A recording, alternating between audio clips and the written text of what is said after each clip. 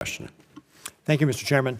Mr. Chairman, when you were going through the credentials of Secretary Crittenbrink, you forgot to mention that he is from Nebraska. So now he's a loper, so I didn't say Cornhusker. Thank you, Senator. And I had the privilege of doing a trade mission in Vietnam when he was ambassador.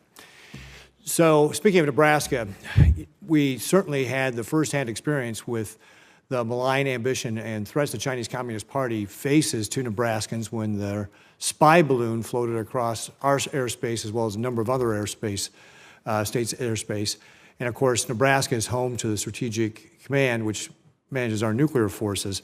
So very concerning with regard to that. But it's nothing, it pales in comparison to what the Chinese Communist Party does to Taiwan, whether it's cyber attacks, fighter jets, warplanes, and that sort of thing. And of course, President Xi in his most recent party congress, again, reiterated his desire to unify with Taiwan by force, if necessary. And that, obviously, this has been the topic of conversation here already. And obviously, it's important for us to be able to provide to the government of Taiwan the arms they need to protect themselves. I think we've got former Indo-PACOM Commander Admiral Davidson, Chief of Naval Operations Admiral Gilday, Air Mobility Commander General Mike Minahan, all have said that China could be attempting to take over Taiwan sometime in the next few years.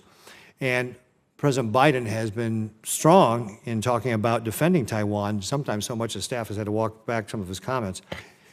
My question gets to the budget proposal where, help me with this, I'm looking through this and I don't see, as I'm walking through this budget, very many mentions of Taiwan. In fact, just one in the entire budget where Taiwan is even mentioned as a priority. You get the new global FMF line, which provides only $16 million baseline for Indo-Pacific, and that's not just for Taiwan, that's the entire Indo-Pacific. So talk to me about what this budget means for helping to make sure Taiwan can defend itself should the Chinese Communist Party want to take over Taiwan by force. $16 million doesn't sound like very much money, and again, I think the USAID, you were proposing like a 25% increase in your budget. It was like $193 million, something like that. So there seems to be a disconnect there.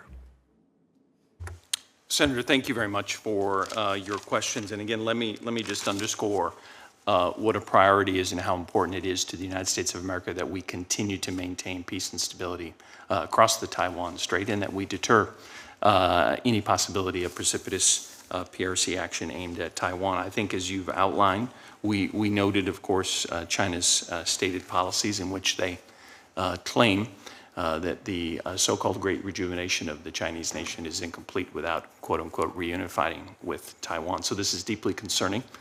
We are deeply concerned by the range of Chinese coercive actions aimed at Taiwan that threaten to undermine the status quo and the peace and stability that is so important to all of us. I can underscore and I want to make absolutely clear, Senator, that not everything that we're doing on Taiwan is going to be reflected in the budget lines before you. Just under this administration, just last year, actually, we notified 13 different arms sales to Taiwan. We've notified $15 billion, or rather $5 billion, excuse me, $5 billion in foreign military sales to Taiwan under the Biden administration.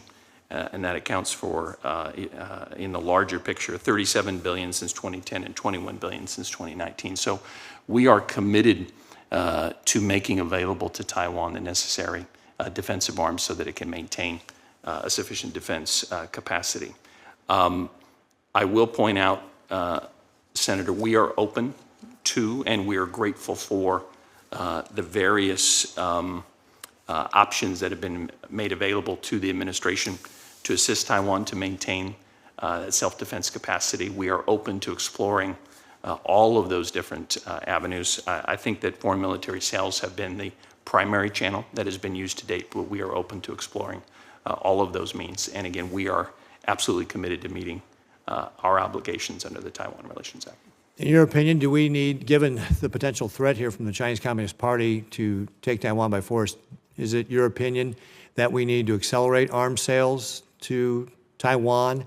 And are there specific things that you would recommend that the government of Taiwan focus on with regard to the types of military sales?